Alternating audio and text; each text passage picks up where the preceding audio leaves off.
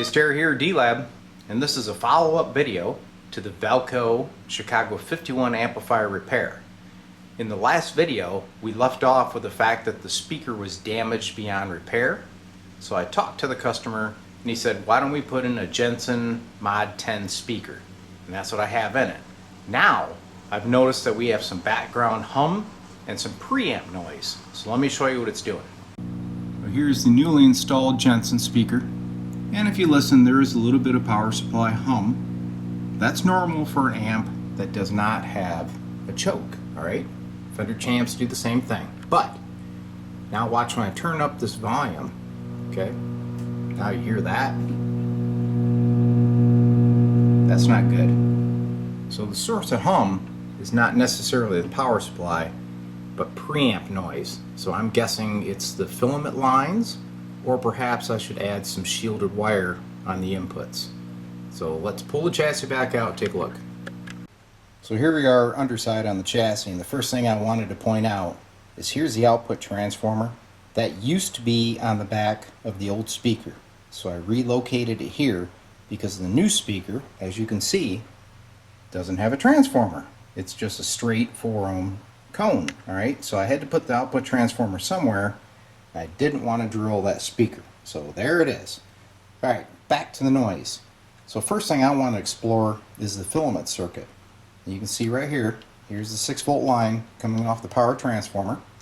It goes to the 6V6 pins 2 and 7. And then from there, there's a little twisted pair of blue and green wire that comes over here to the 6SL7. Now remember, we just added the grounded power cord to this amp, alright? So back in the old days, they would just ground one side of the filament line to chassis. Well, it's still there. So I'm going to remove this, and we'll put a couple 100 ohm resistors in here and see if we can balance out that filament circuit and see if that noise goes away. So there's our little filament balancing circuit. Alright, I'm going to turn the volume up. You can see we still got it. So this thing has some preamp noise coming in from somewhere. May have to go with some shielded cable, but I think I better get the scope out, poke around a little bit. So if you look on the scope, that's the preamp hum that's going into the 6V6. Pretty nasty, huh? Now watch when I load the 6V6 pin with this resistor. It kills it. So what we have is just noise because they use all these straight conductor wires in the preamp line. So I'm going to add some shielded cable, and I'll probably add a little load resistor on pin 5 of the 6V6, which is what you normally see on these Class A circuits. This one doesn't have it. Also noticed here on the 6SL7, here's the plate resistors. You can hear it. Kind of microphonic. I think there's a bad connection right there on that solder joint. So I did measure these, and they're out of tolerance. I'm going to replace these two resistors and clean up these connections. I'm pretty sure I got this noise issue under control now. I added a 68K resistor off of the string of input jacks in series with the grid to the 6SL7, and I put a 1 meg resistor to ground to help to load that grid and not make it so susceptible to noise. It seems to have done the job. The microphonic effect I had around here is gone. Then, over here on the 6V6, I added a 560K resistor from pin 5 to ground to help to load that grid. And now it's under control. I don't hear that nasty hum in the scope. Over here, we're at, let's see, I'm at 0.2 volts per division. So she's pretty darn quiet. I've really got the volume cranked right now. If I move these wires, you can hear it. So I'm going to put shielded cable in the place of those two and further reduce noise. Shielded cable's installed, as you can see, and I also changed the coupling caps to 0.02s instead of the 0.047s because this thing was kind of lacking mid-range response. But now I find that my 6SL7 bit noisy. Hear it? So, let's change it out. So I've changed out the 6SL7. There's the old one. And as you can see, the hissy poppy static storm is gone. But I did find this. If I were to rock this tube socket, hear that crunchy crunchy? That's because it relies on all of its grounds through those pop rivets. Okay? A lot of amps did that. So what I'm going to do to really secure this ground is I'm going to add a ground lug here on this nut, and I'm going to solder it right to the base of this, and I'm going to bring the filter cap to the same point and see if that clears up that. Well, there's my new ground lug in place, and as you guys know, I always use a big old Snozeramus Unger to solder these right to the chassis, because any mechanical connection over time is going to come loose. So if you don't have one of these big Ungers, I'd suggest you pick one up. They're on the internet fairly cheap because nobody wants them anymore. They used to be used back in the day for big old radio work, of course, and soldering slot car brass chassis together. So there's a new secure ground connection. Got a solder lug. Filter cap is going to this point here, and I soldered right to the tube socket base.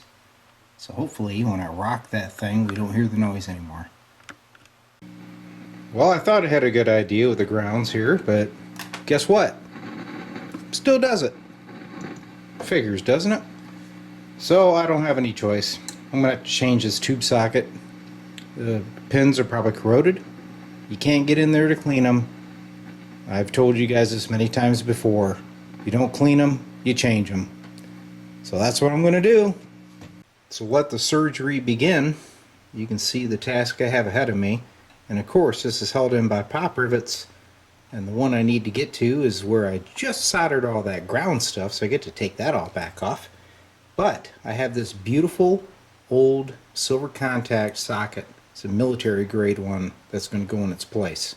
And the contacts in here are the type that surround the pin and grip it much nicer than the style that's in here.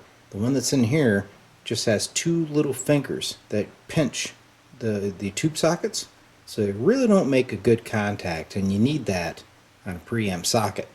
So the first thing I'm going to do is take my little wire clippers. I'm going to cut all these pins off, leaving a road map. I'll drill out the socket and get the other one in. Should only take about 10 minutes. Okay, everything's cut loose. I'm going to drill out the pop rivets, get that one out, get the new one in, start the wiring. So here's our new military grade silver contact octal socket installed. The grounds have been resoldered, and this time I also did this side of the socket. She's all wired up, ready to test. Let's see if that noise is gone. Keep your fingers crossed. Alright, we're powered back up. I'm going to bring up the volume to get a little bit of background noise. You can hear it. You can already tell the noise level is much less than what it was. Okay, I'm going to move the tube around. Nothing. No hissies, no poppies. It was that stupid socket. Alright, now let me show you. Whoops. Here's the type that was in there. I don't know if you can see it, but all there are two little metal posts that touch the sides of the pins. Okay, the one that I replaced it with has a contact that wraps all the way around the pin. So this was our culprit. Now what I want to do next is put the original 6SL7 back in and see if this thing was fooling me all along. So here is his original. Get that jobber in there. The socket is much tighter than the old one. Going back to his tube. And if it's quiet, I'm going to leave his tube in, because it actually checked good on my tube checker. So I was a little bit surprised it was noisy. Here's his. Same deal. Now you can hear just a little bit of microphonics. Hear that boom, boom, boom?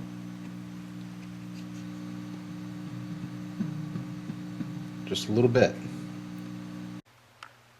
So here's the new socket top side, and you can see the pins, like I explained to you, that they wrap around the tube pins, which is a much more secure connection, and you certainly want to use that type for a preamp tube. Well, that was a lot of fun, wasn't it? Watching D-Lab, chasing noise, thinking, I got it. No, you don't, right? Well, guess what?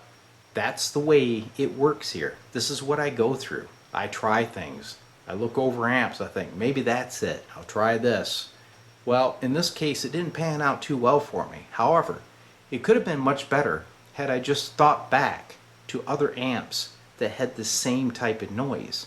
That hissy, poppy, little lightning storm crap you heard, that's common for a corroded preamp tube socket. Or maybe the pins are deformed to where they don't make good connection with that tube. Had I just thought about that, I probably would have looked at that socket first. But either way, it's repaired. It was a learning experience for me, and I hope it was for you too. The next thing we're going to do is get a player over here and we'll see what she sounds like. But that horrendous noise is gone, so I believe it's fixed. Yeah, man.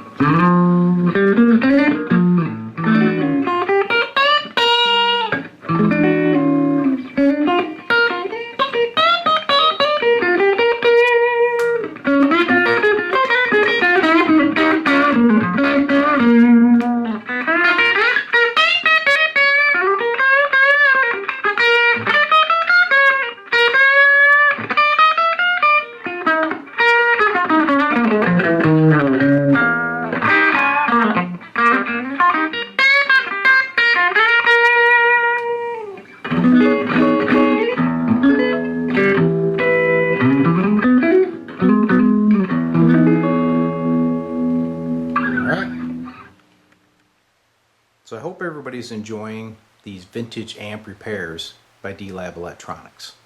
I really enjoy doing it. It's a form of relaxation for me, and I really like featuring these oddball amps, ones that you normally don't see out here on YouTube.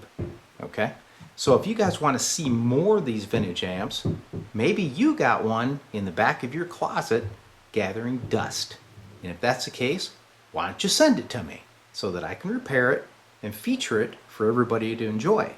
And the other thing I really want to express is my appreciation to everybody for my subscriber rates. I'm either at or over 8K now. So D-Lab's moving on up. I couldn't do without you guys. I appreciate it. We'll see you again.